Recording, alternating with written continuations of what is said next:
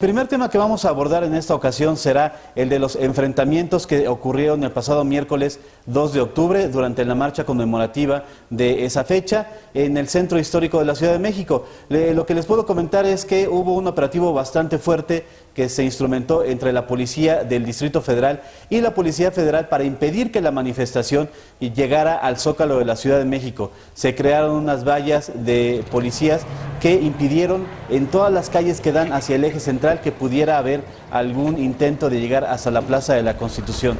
¿Qué derivó esto? Pues en un enfrentamiento en uno de los sectores de la manifestación, y una persona que estuvo ahí muy de cerca siguiendo el inicio de estos acontecimientos fue mi compañera Jimena Mejía. Jimena, ¿en dónde estuvo el momento en el que comenzó a gestarse este enfrentamiento entre la policía y los manifestantes? Páramo, es un gusto saludarte a ti y al público que nos escucha, precisamente después de que avanza el contingente encabezado por el Comité 68 y pasa en los integrantes del Politécnico Nacional. Este grupo de manifestantes encapuchados se enfrenta con los integrantes de la Secretaría de Seguridad Pública verbalmente. En ese momento no ocurre nada, todos estamos a la expectativa realmente, pero es cuando avanzan que empiezan a aventar unos artefactos parecidos a las palomas ante los granaderos, y estos tratan de repeler los explosivos, ¿no? con los escudos realmente. Esperan a que avance este grupo y es cuando de alguna manera tratan de replegarlos porque los tienen ubicados. Este grupo se comporta de manera agresiva y los empieza a atacar directamente ya frontalmente con empujones.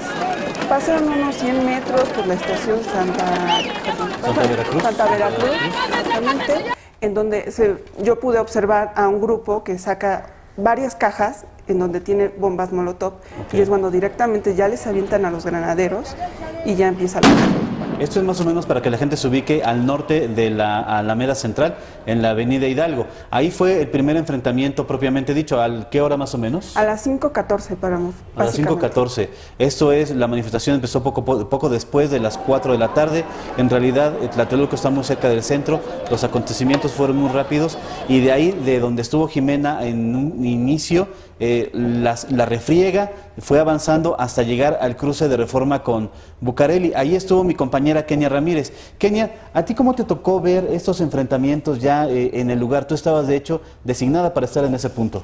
¿Qué tal, Arturo? Efectivamente, pues la gresca fue avanzando, al igual que la manifestación que venía desde Tlatelolco, y los enfrentamientos que iniciaron en el cruce que mencionaba Jimena, pues se fueron extendiendo hasta aproximadamente Reforma y Juárez, en donde ya esperaban a los manifestantes pues un muro de contención que hizo minutos, te puedo decir como eso, a las 4 de la tarde, empezaron los elementos de la policía local a hacer una valla para evitar el paso de manifestantes hacia Avenida Juárez. Empezaron las provocaciones, este grupo de jóvenes encapuchados comenzó a lanzar piedras a los uniformados, y fue cuando pues empezó también el avance de los policías para intentar replegarlos. Cabe mencionar que metros aún atrás estaban los maestros que se quedaron de la CENTE en el Monumento a la Revolución en espera del contingente de Tlatelolco con dirección al Ángel de la Independencia. Entonces ahí fue un cruce, un choque como el que hubo minutos antes en Avenida Hidalgo y Reforma. Los maestros intentaron unirse a la marcha dando la vuelta en la fuente que está precisamente en este cruce de Reforma y Juárez, y los grupos de choque, los jóvenes encapuchados, pues lo que hicieron fue atacar directamente a los policías. Te comento que precisamente esta fuente, este monumento que está aquí en este cruce, pues sirvió también para que estos jóvenes almacenaran todo el arsenal que traían. Estoy hablando de piedras, palos, bombas molotov. Simplemente iban y guardaban ahí todo y lo tomaban para volver a iniciar las grescas. Los conflictos fueron como varias células. Esto fue muy interesante, Arturo, porque hay un protocolo de actuación de la policía, y en este caso pues fueron agresiones muy aisladas las que se presentaron. Así es, y de hecho Jimena estuvo presente, fue la primera que estuvo presente en estos hechos violentos. Jimena, ¿cuál fue la actuación de la policía? La policía trató de contener lo más que pudo pudo a los manifestantes, pero llegó un momento en el que ya no se pudo seguir soportando esta presión de los grupos de manifestantes. Y después, ¿cómo calificas tú? Bueno, más bien, ¿cómo viste la actuación de los cuerpos policíacos? Mira, tuvieron las órdenes durante mucho tiempo donde estuvimos ubicados en Paseo de la Reforma en Hidalgo, donde básicamente los policías aguantaron las quemaduras por las bombas Molotov. Era realmente tremendo escuchar cómo estos manifestantes de manera violenta celebraban cada vez que le atinaban a un granadero.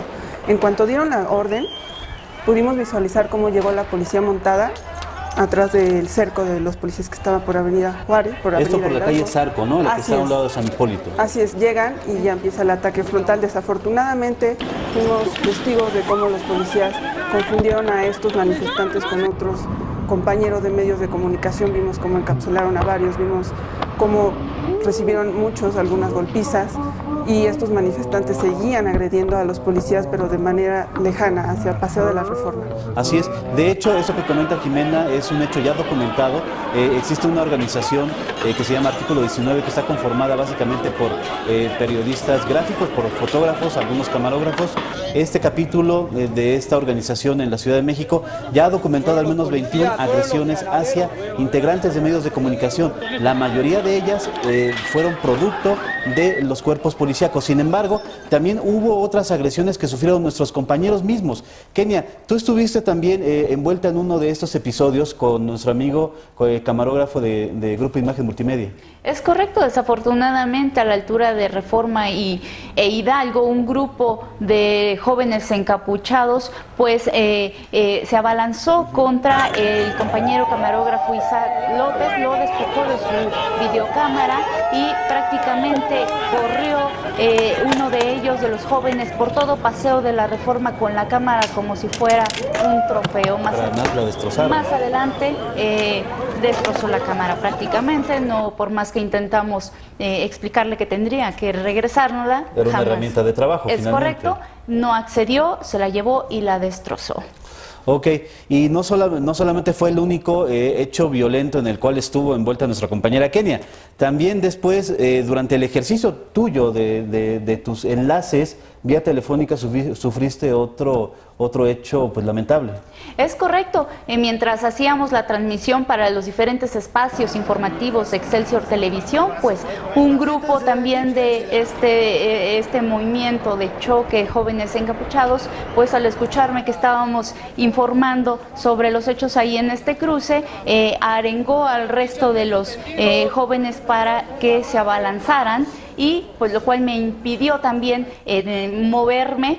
Fui auxiliada por también otro grupo de reporteros que afortunadamente muy solidarios acudieron a brindarme auxilio, y también en este caso los policías que estaban apostados sobre Avenida Juárez y Reforma accedieron a encapsularnos a manera de protección. Así es. Entonces hay un protocolo de actuación en caso de manifestaciones que la policía todavía se van a analizar de parte de la Comisión de Derechos Humanos si se observó o no. Así es, Páramo. Hablamos con Mario Patrón, quien es el presidente provisional de la Comisión de Derechos Humanos del Distrito Federal, quien nos comentaba que también visualizaron sus 50 visitadores que estuvieron durante la manifestación, así como nosotros los reporteros y otros medios de comunicación, que estos granaderos sí portaban armas que son específicas para lanzar balas de goma, así como los toletes.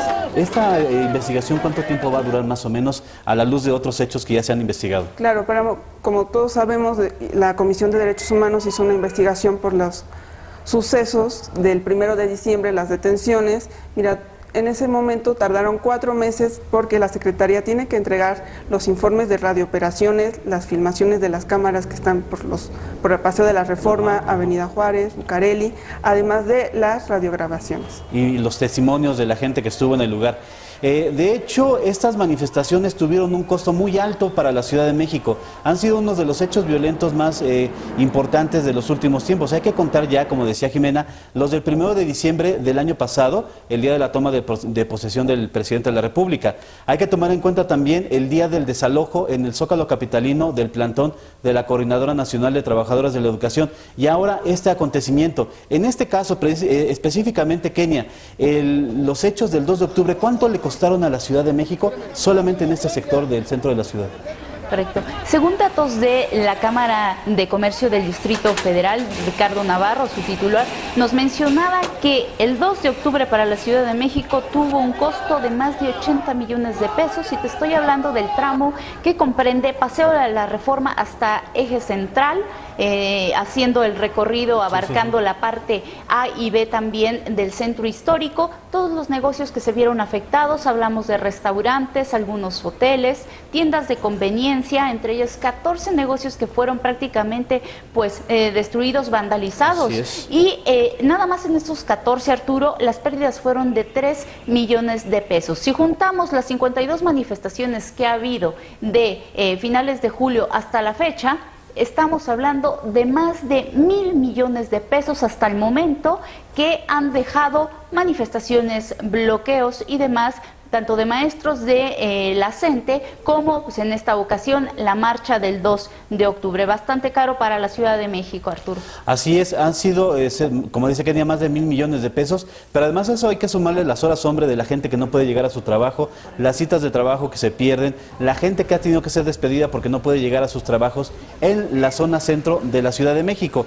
Además hay que tomar en cuenta otra cosa, estos grupos de jóvenes que han estado embosados, cubiertos de la cara en las manifestaciones, de acuerdo con información del gobierno de la ciudad, están perfectamente ubicados. Ahora es tarea del gobierno capitalino ver qué se va a hacer en contra de ellos. Seguramente se estarán armando expedientes, se estarán armando operativos para intentar aprenderlos, pero hay que recordar también otra cosa. La Coordinadora Nacional de Trabajadores de la Educación mantiene su plantón en esta parte del Monumento a la Revolución.